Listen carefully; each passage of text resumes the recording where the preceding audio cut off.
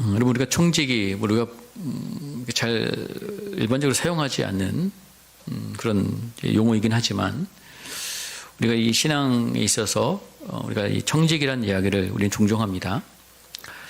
이 청지기란 어떤 높은 관리나 또 부잣집의 주인이 그런 가사의 일들을 도맡아서 처리하는 그런 관리인을 보통 얘기하죠. 성경에 보면 대표적인 일본어는 그 아브라함의 집에는 그 엘리에셀이라는 그런 청지기가 있었습니다. 그래서 아브라함이 이삭이 없을 때, 아들이 없을 때 자신의 그 대를, 자신의 그 모든 소유를 그 이 엘리에셀에게 물려주려고 했던 그런 종이었죠. 또 보디발의 집에는 여러분 또 누가 있었습니까?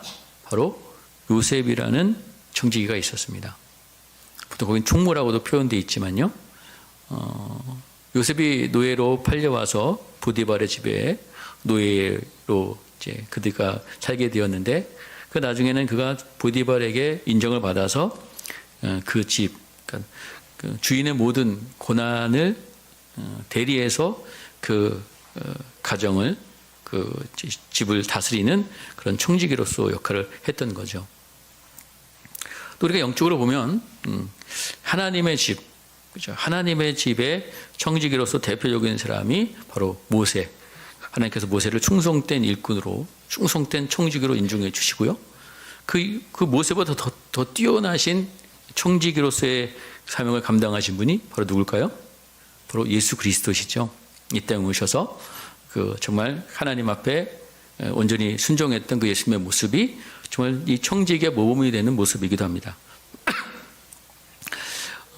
또한 우리가 성경에 보면 교회의 지도자 또 감독을 하나님의 거룩한 일을 맡은 청지기라라고 신약성경에 보면 또 표현되어 있고요. 또 베드로전서 4장 10절에 보면 이런 표현이 있는데요. 한번 같이 한번 읽어볼까요? 시작. 각각 은사를 받은 대로 하나님의 여러 가지 은혜를 맡은 선한 청지기같이 서로 봉사하라. 그렇습니다.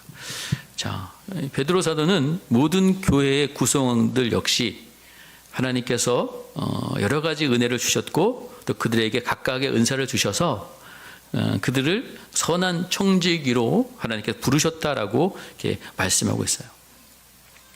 그러니까 청지기는 자신의 것이 다 누구의 것이에요? 주인의 것이죠. 실제 자신의 것은 없죠. 주인의 것을 맡아 관리하는 자가 바로 청지기입니다. 오늘 이 시대를 살아가는 우리 성도들, 여러분도 하나님 보시기에 이제 이 베드로 사도의 고백처럼 우리가 청지기이며, 청지기는 어떤 청지기가 돼야 돼요? 선한 청지기가 돼야 된다는 겁니다. 선한 청지기도 있고, 그럼 또 어떤 청지기도 있을까요? 네? 악한 청지기도 있겠죠. 자, 오늘 우리가 읽은 이 말라기, 오늘 이제 3장 말씀을 읽었는데요. 오늘 본문에 보면 심판자로 오실 하나님에 대한 이야기가 있어요. 여러분, 하나님께서 이스라엘 백성들을 택하셨죠. 모든 민족 중에서 특별히 지금 이스라엘 민족을 택해 주셨어요. 그리고 그 이스라엘 백성들에게 하나님은 하나님의 거룩한 백성으로 또 제사장 나라로 세우셔서 그들에게 사명을 주신 것입니다. 근데 그 이스라엘 백성들이 그 사명을 제대로 감당하지 못했습니다. 자, 이걸 우리가 청지기로 한번 생각해 봤으면 좋겠어요. 아까도 얘기했지만 아브라함의 집에도 많은 노예들이, 종들이 있었어요. 또 보디발의 집에도 또 여러 종들이 있습니다. 근데 그 중에서 아브라함은 엘리에셀을 청지기로서의 역할을 준 거고요. 또 보디발의 집에서는 누구요? 요셉을 세운 것처럼 하나님께서는 모든 열방 민족 가운데 이스라엘 백성들을 택하셔서 거룩한 하나님의 백성 제사장의 나라로 세우셔서, 그렇죠? 그러니까 하나님께서 맡겨주신 사명을 잘 감당하도록 그들을 불러주셨는데 그들이 오늘 본문에 보면, 그죠? 그 사명을 제대로 감당하지 못한 것이죠. 그리고 청지기로 따지자면 이 이스라엘 백성들의 모습은 어떤 청지기였습니까? 선한 청지기가 아니라 악한 청지기의 모습이었다는 겁니다. 2장 17절, 오늘 본문에 들어가기 전에 2장 17절에 보면 이런 말씀이 있는데요. 우리 2장 17절, 말라기 2장 17절 말씀 같이 한번 읽어보겠습니다. 시작. 너희가 말로 여호와를 괴롭게 하고도 이르기를 우리가 어떻게 하여 괴롭혀 드렸나이까 하는도다. 이는 너희가 말하기를 모든 악을 행하는 자는 여호와의 눈에 좋게 보이며 그에게 기쁨이 된다 하며 또 말하기를 정의 하나님이 어디 계시냐 함이라. 지금 이 백성들이, 하나님의 백성, 이스라엘 백성들이 하나님을 말로 괴롭게 했다는 거예요. 그들이 뭐라고 괴롭혔느냐, 그죠? 너희가 여호와를 괴롭혔다 말로. 그러니까 그들이 우리가 어떻게 여호와를 괴롭혀 드렸습니까? 라고 물을 때에 뭐라고 하셨냐면, 이는 너희가 말하기를 모든 악을 행하는 자는 여호와 눈에 좋게 보이며 그에게 기쁨이 된다 하며, 그죠? 그러니까 이 하나님께서 악을 행하는 사람들을 좋게 보신다, 그죠? 악을 행하는 자를 좋게 보신다라고 이야기하고 있어요. 악을 행하는 자를 또 하나님 보면 기쁘게 여기신다. 자, 그런 사람들을 오히려 더 사랑한다, 이렇게 그들이 이야기하고 있는 겁니다. 그러면서 그들이 마지막에 보면 정의의 하나님이 어디 계시냐라고 이야기하고 있어요. 정의의 하나님을 불신하면서 하나님의 말씀을 왜곡하면서, 그죠? 하나님을 이렇게 그들이 생각하고 있다는 거예요. 정의 하나님이 어디 계시냐라고 하면서 그들이 이러한 생각과 이런 표현으로 하나님을 괴롭게 하고 있다라는 말씀을 하고 계세요. 자, 그래서 하나님께서 이 질문에 대해서 정의 하나님이 어디 계시냐 하는 이 질문 앞에 하나님께서는 이 질문의 대답으로 이 심판의 하나님에 대한 이야기를 3장부터 이어나가고 계신 거예요. 자, 3장 1절에 보니까요, 우리 3장 1절 한번 읽겠습니다. 시작. 만군의 여호와가 이르노라. 보라, 내가 내 사자를 보내리니 그가 내 앞에서 길을 준비할 것이요. 그까지 먼저 읽겠습니다. 예, 먼저 여기까지 읽을게요. 자, 지금 말라기를 하나님께서 예언을 하시는데요, 그렇죠? 내가 내 사자를 보내리니 그가 내 앞에서 길을 예비할 것이다 라고 얘기합니다. 그러니까 내 앞에서 길을 예비한다. 그러니까 하나님 앞에서의 길을 예비할 사자를 먼저 보내신다는 이야기거든요. 근데 이 신약 성경에 보면 이 말씀이 어떻게 성취되고 있냐면, 마가복음 1장 2절에 보면 보라, 내가 내 사자를 내 앞에 보내리니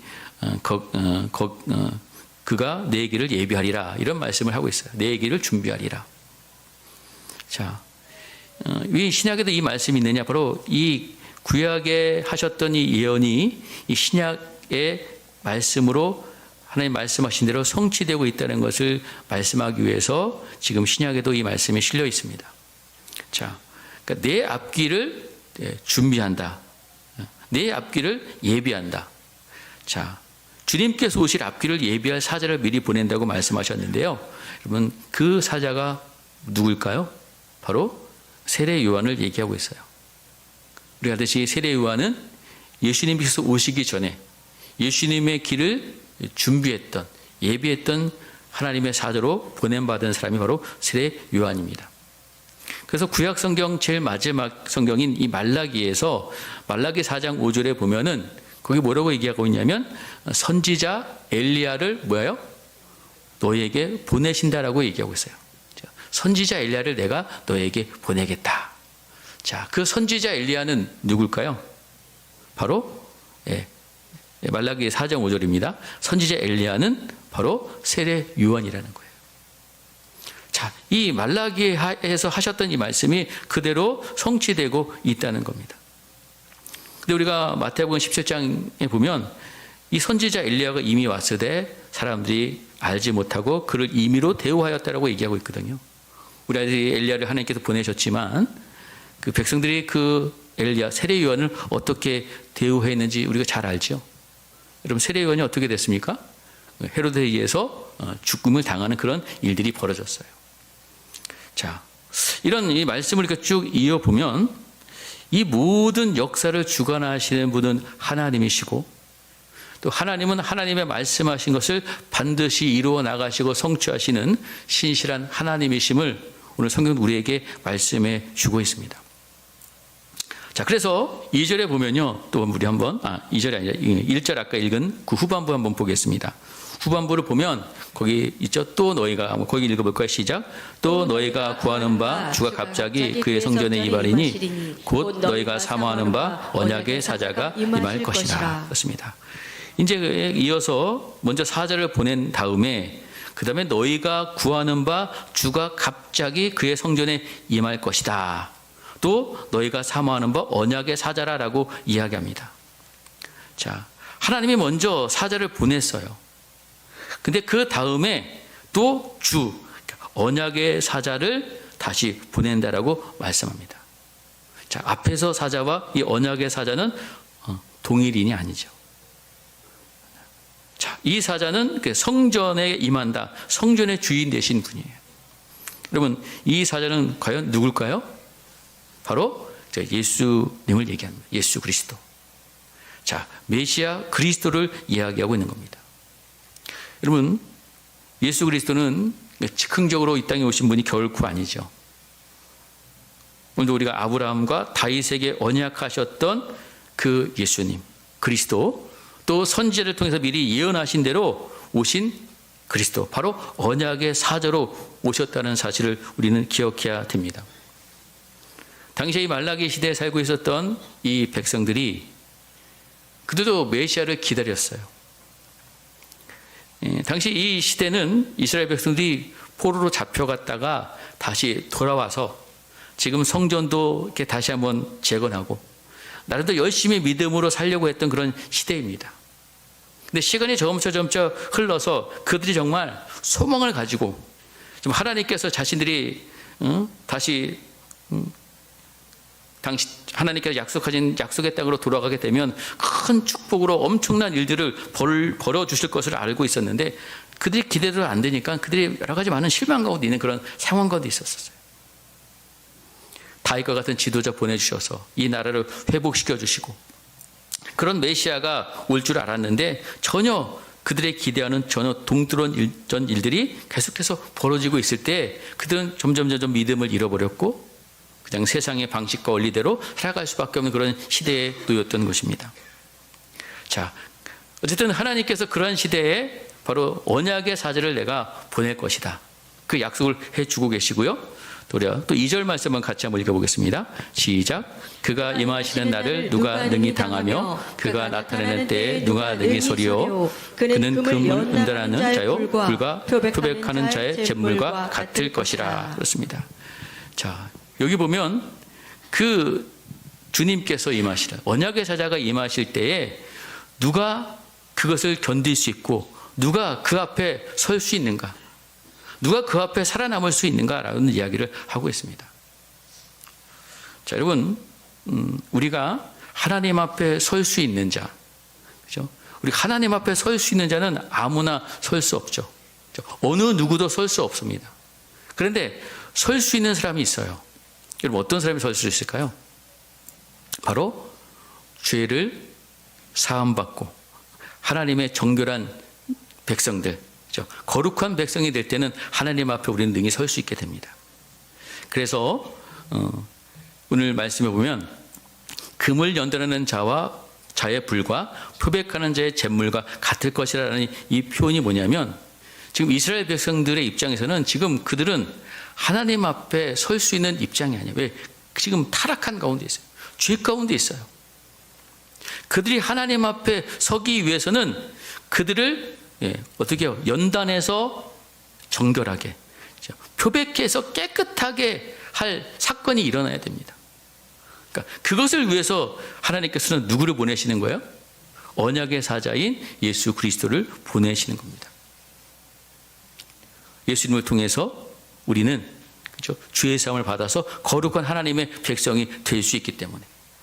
자, 그래서 3절에도 그가 은을 연단하여 깨끗한 자 같이 앉아서 레위 자손을 깨끗하게 하되 금은같이 그들을 연단하리니 그들이 공의로운 제물을 나 여호와께 바칠 것이다 라고 이야기하고 있습니다.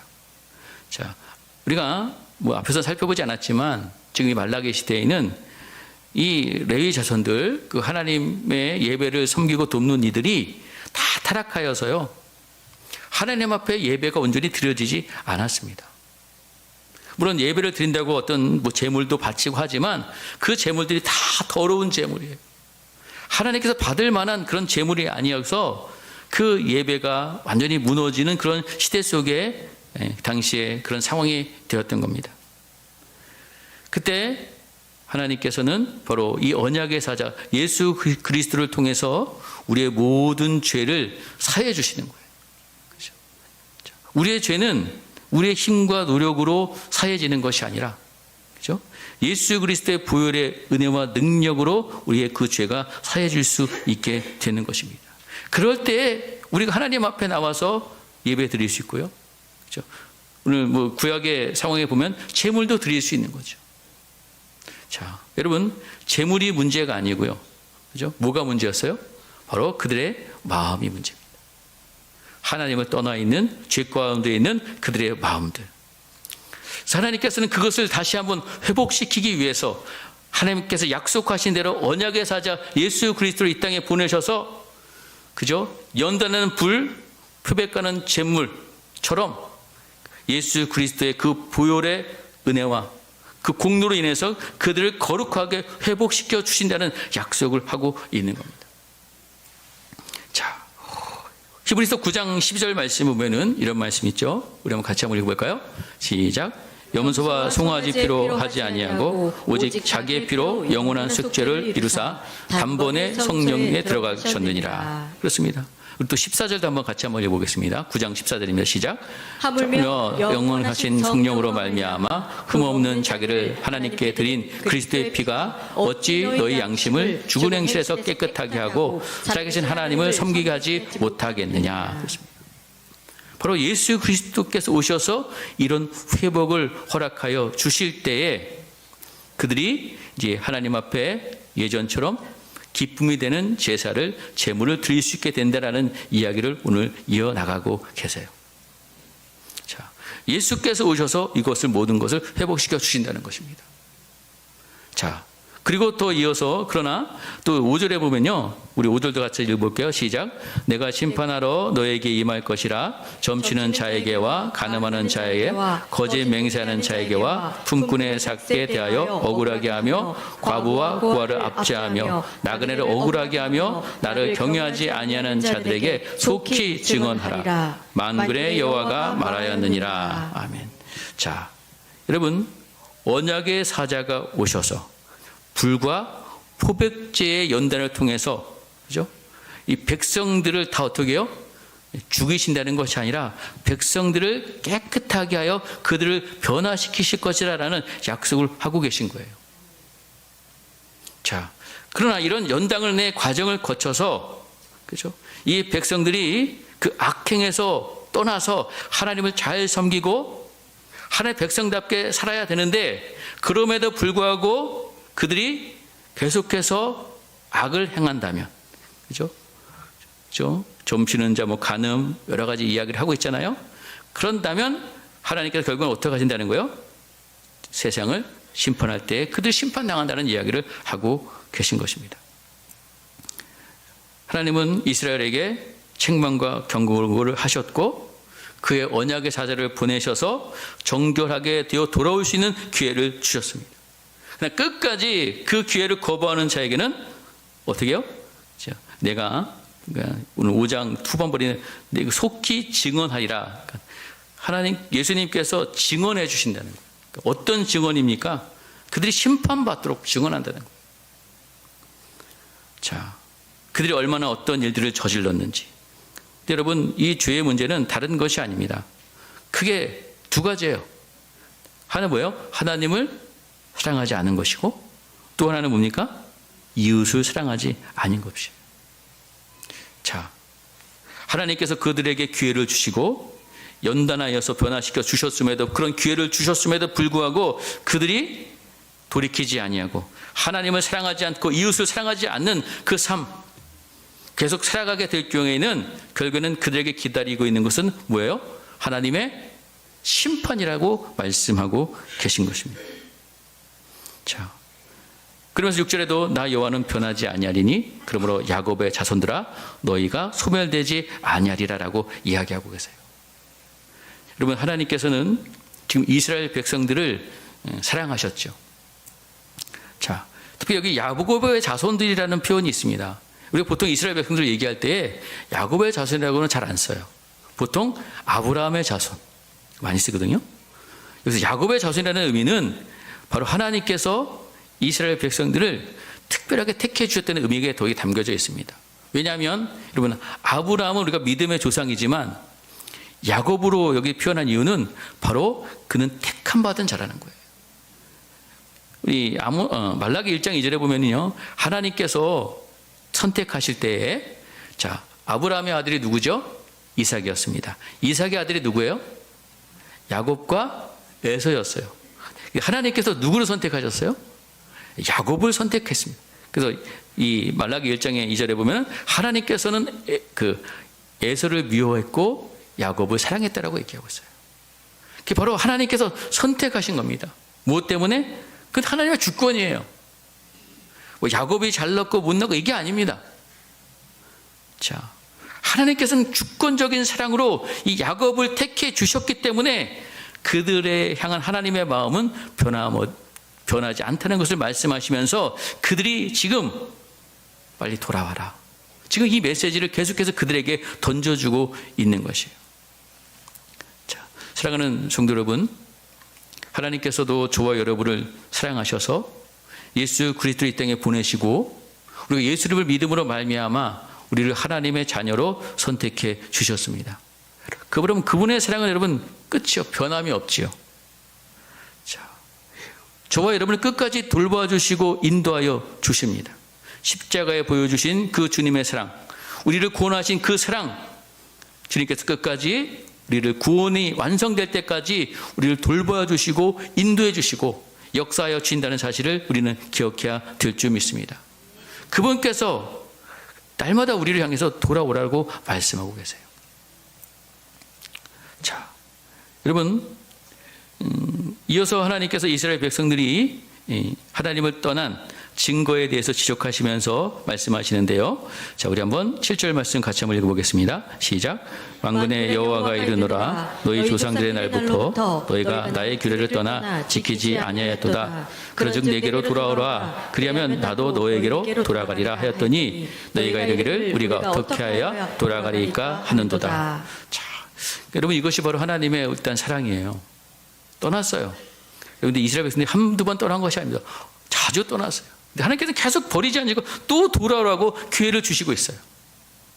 왜? 그들이 하나님께 택한 자들이기 때문에. 자, 그러면서 돌아오라고 얘기했더니만 그들이 뭐라고 얘기합니까? 우리가 어떻게 돌아가야 됩니까?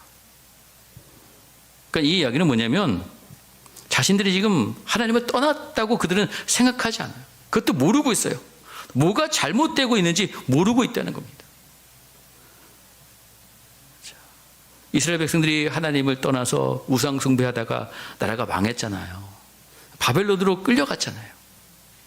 근데 하나님께서 은혜 베풀어서 다시 그들이 포로에서 귀환해 왔어요. 돌아왔어요. 근데도 또 그들이 지금 뭐 하고 있는 거예요? 하나님을 또 떠나고 있는 모습입니다.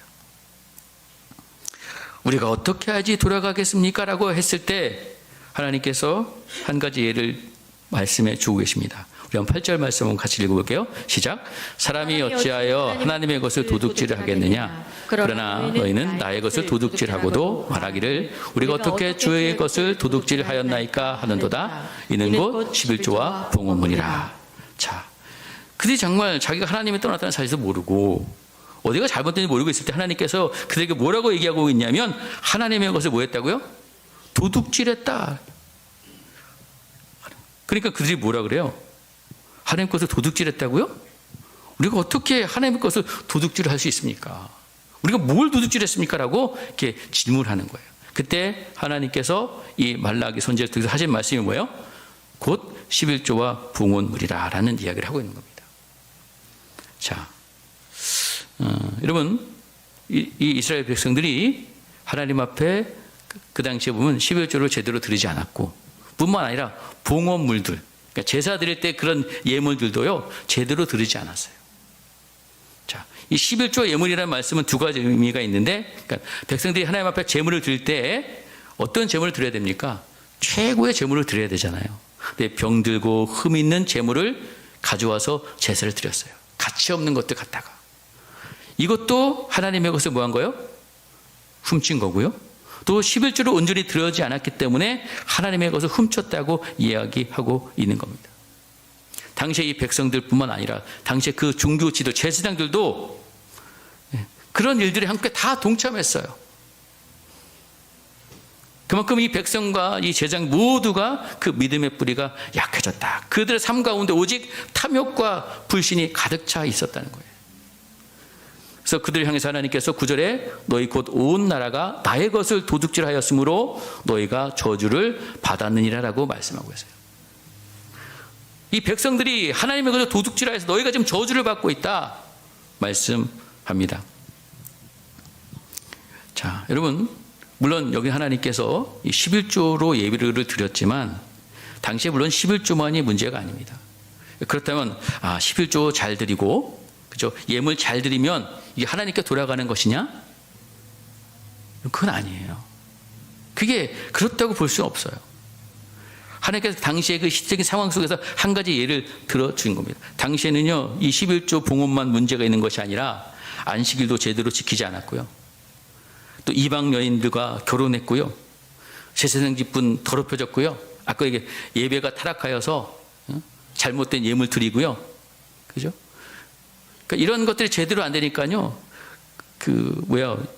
성전을 지켜야 될 예배를 돕는 많은 레위인 이런 사람들이 11조 이런 것들 제대로 들어오지 않으니까 먹고 살 길이 없잖아요. 그러니까 다 성전을 떠납니다. 먹고 살기 위해서 다른 곳으로 도망쳐요. 그러니까 이 예배가 제대로 이루어질 수 없겠죠. 그런 여러 가지 악순환이 계속 반복되고 있는 그런 시대 가운데 있었던 거예요. 하나님께서 이스라엘 백성들에게 그래서 얘기하죠. 10절에 보면 우리 10절 한번 같이 한번 읽어볼까요? 시작. 만군의 여호와가 이르노라 너희의 온전한 11조를 창고에 들여 나의 집에 양식이 있게 하고 그것으로 나를 시험하여 내가 하늘 문을 열고 너에게 복을 쌓을 곳이 없도록 붙지 아니하나 보라. 그렇습니다. 자, 여기서 보면 하나님께서 이 11조 봉헌물 바치지 않는 이 백성들에 대해서 참 이례적인 제안을 하고 계신 거예요. 자, 그들에게 다시 돌아오고 말씀하시면서 하나님 앞에 온전한 11조를 드리면 하나님께서 그죠? 창고죠. 하늘의 창고를 열어서 그죠? 하늘의 문을 열어서 너희의 복이 쌓을 곳이 없도록 붙지 아니하나 보라라고 말씀하고 계세요. 보통 우리가 성경에 보면 신명기 6장에 보면요. 하나님께서 뭐라고 말씀하시냐면 하나님을 뭐하지 말아라? 시험하지 말라라고 말씀하셨던 하나님이신데 오늘 여기서는 하나님의 입장에서는 파격적인 제안을 하고 있는 거예요. 한번 너희들 시험해 봐라. 오죽하면 하나님께 이런 말씀을 하셨냐 이거예요. 그러면 11절 12절에 보면 그들이 어떻게 복을 쌓아 주실지에 대해서 쭉 구체적으로 이야기하고 있어요. 자, 여러분 오늘 이 말씀을 통해서 우리가 깨달아야 될 것은 뭐냐면 하나님의 것이 있다는 거예요. 자, 그럼 첫 번째로는 하나님의 것은 뭐가 하나님의 것입니까? 자, 따라합시다. 내가 하나님의 것이다. 우리가 하나님의 것이에요. 왜요? 우리는 전에는 죄의 종으로서 진노의 자녀로서 저주받아 마땅히 죽어 마땅한 그런 죄의 노예였습니다. 근데 오늘 하나님께서 이 말라기 말씀을 통해서 약속하신 것처럼 언약의 사자 예수 그리스도를 통해서 우리를 구원해 주시고 우리의 모든 죄값을 지불하셔서 그렇죠? 하나님의 자녀로 삼아 주셨어요. 이제 우리는 누구의 소유예요? 하나님의 소유입니다. 여러분 아까 제가 청지기를 비유를 들면서 요셉의 얘기를 했습니다. 요셉도 그렇죠? 형들이 노예로 팔아버렸잖아요. 근데 보디발이 어떻게 했어요? 그 요셉을 뭐였어요? 사왔어요. 노예 시장에서 사왔어요. 요셉이 보디발의 것이 됐어요. 그 요셉은 물론 하나님의 자녀이지만 그 보디발의 자신이 주인이었기 때문에 그 집에서 충성되이 일합니다. 왜? 자기 주인이기 때문에. 자, 여러분, 저와 여러분이 왜 하나님의 것입니까? 하나님께서 저와 여러분을 사셨어요. 주우신 게 아니에요. 사셨어요. 뭘로 사셨어요? 예수 그리스도의 피값을 우리를 사주셨어요. 속량하셨습니다. 우리에게 자유를 주셨지만 우리는 이제 누구의 것이 됐습니까? 하나님의 것이 된 거예요. 우리는 이것을 알아야 됩니다. 근데 이 정체성, 우리가 하나님의 것이라는 정체성이 없으면 우리는 결국에는 이제 나는 누구의 것이 돼요? 내 것이 되는 거예요. 내가 주인이 되는 거예요. 여러분, 내가 주인이 되면 분명히 우리 인생은 문제가 될 수밖에 없어요. 왜? 세상이 하나님께서 그렇게 우리를 지으시지 않았습니다. 여러분, 우리는 두물주가 아니죠. 우리는 뭐예요? 피조물이에요. 하나님의 백성이고 하나님의 종이고 하나님께서 우리를 지으셨다는 것을 우리는 결코 잊어서는 안 됩니다. 하나님의 것으로서, 하나님의 소유로서, 하나님의 종으로서 우리가 살아가야 되는데 주인처럼 산다면 여러분 문제가 생길 수밖에 없어요. 자, 여러분 우리를 지으신 창조주 하나님, 그리고 지음받은 우리는 피조물의 우리들은 그분의 다스리심, 그분의 인도, 그분의 지도를 잘 따라야 될 줄 믿습니다. 그것이 우리의 본분이라는 거예요. 자, 오늘 하나님께서 이스라엘 백성들을 향해서 이 11조 얘기를 하고 계신데요. 그죠? 근데 11조는 하나의 예지요. 우리 사람들이 가장 중요하게 여기는 것이 물질이었기 때문에 하나님께서 한 가지 예를 들어서 11조를 얘기하는 겁니다. 이 11조만 한다고 해서 다 되는 게 아니거든요. 어쨌든 지금 이스라엘 백성들이 하나님의 것을 훔치고 있어요. 11조는 누구 것이라고 얘기하고 있어요, 지금? 하나님의 것입니다. 근데 여러분, 11조만 하나님의 것인가요? 아까 얘기했습니다. 누가 하나님의 것이에요? 우리가 하나님의 것입니다. 우리가 가진 모든 것이 다 누구의 것이라는 거예요? 하나님의 것이라는 거예요. 여러분 11조 드린다면 이 10의 1은 하나님의 것이고 10의 9는 내 것인가요? 아니에요. 여러분 우리가 하나님 앞에 11조를 드린다는 것은 거기에 상징적인 의미가 있어요. 뭐요? 나는 누구의 것이다? 하나님의 것입니다 라는 고백이 담겨져 있는 거예요. 그렇죠? 그러니까 내가 10의 1조를 드리지만 내 모든 것이 다 누구의 것이에요? 하나님의 것이라는 이 청지기의 정신이 담겨져 있는 거예요. 그래서 참된 11조 정신에는 하나님의 것이라는 고백이 담겨져 있는 것이고, 그리고 나머지 10의 9도 내 것이 아니라 주님의 것이기에 우리는 주님의 뜻을 따라 살겠습니다 하는 그런 고백이 거기에 담겨져 있는 겁니다. 우리 11조를 통해서 하나님의 주권 또 하나님 통치를 인정하면서 그 하나님의 다스림에 저는 따르겠습니다라는 고백이 거기에 담겨져 있는 거예요. 자, 여러분 오늘 우리는 이 말씀을 통해서 물론 11조 드리고 안 드리고 그 차원을 넘어서 우리는 누구의 것이다? 하나님의 것이라는 사실을 분명히 깨닫고 기억하는 성님 되시기를 주의 이름으로 간절히 축원드립니다. 단순히 11조 복받고 해서 드리는 이거 아니에요. 자, 로마서 14장 7절에서 8절 말씀을 우리 한번 읽어볼까요? 시작. 우리 중에는 누구든지 자기를 위하여 사는 자가 없고 자기를 위하여 죽는 자도 없도다. 우리가 살아도 주를 위하여 살고 죽어도 주를 위하여 죽나니 그러므로 사나 죽으나 우리가 주의 것이로다. 바울이 이렇게 고백하지 않습니까? 살아도 주를 위하여 살고 죽어도 주를 위하여 죽나니 우리가 누구의 것이라고요? 주의 것이에요. 주의 것이요. 11조 12조 이게 중요한 게 아닙니다. 우리가 주님의 것임을 인정하고 고백하고 사느냐 이거예요. 그 하나의 방편이 11조일 뿐이라는 겁니다. 이것도 안 한다면 우리가 의심해 봐야죠. 정말 내가 하나님의 것으로 나를 인정하며 하나님의 청지기로서의 삶을 내가 살아가고 있는가, 이걸 보라는 거예요. 여러분 어쩔 수 없어요. 여러분 정말 하나님의 청지기로 살고 계십니까? 자, 오늘 특히 3장 2절 말씀, 우리가 3장 2절 말씀 우리 한번 다시 한번 읽게요. 말라기 3장 2절입니다. 시작. 그가 임하시는 날에 누가 능히 당하며 그가 나타나신 때에 누가 능히 서리요. 거기까지 읽을게요. 자, 여러분, 이 말씀 가운데는 예수님께서 이 땅에 오시는 그런 의미, 초림 예수, 우리 성탄절을 앞두고 있는데 그런 의미도 있지만 또 다른 한편에 보면 이거는 또 마지막 때, 우리 하나님 앞에 섰을 때의 장면과도 연결 지을 수 있어요. 여러분, 계시록 말씀인데요. 계시록 6장 15절부터 17절 말씀입니다. 우리 같이 한번 읽어보겠습니다. 시작. 땅의 임금들과 왕족들과 장군들과 부자들과 강한 자들과 모든 종과 자유인이 굴과 산들의 바위 틈에 숨어 산들과 바다에서 말하되 우리 위에 떨어져 보좌에 앉으신 이의 얼굴에서 그의 어린 양의 진노에서 우리를 가리라. 그의 진노의 큰 날에 이르렀으니 누가 능히 서리요 하더라. 그렇습니다.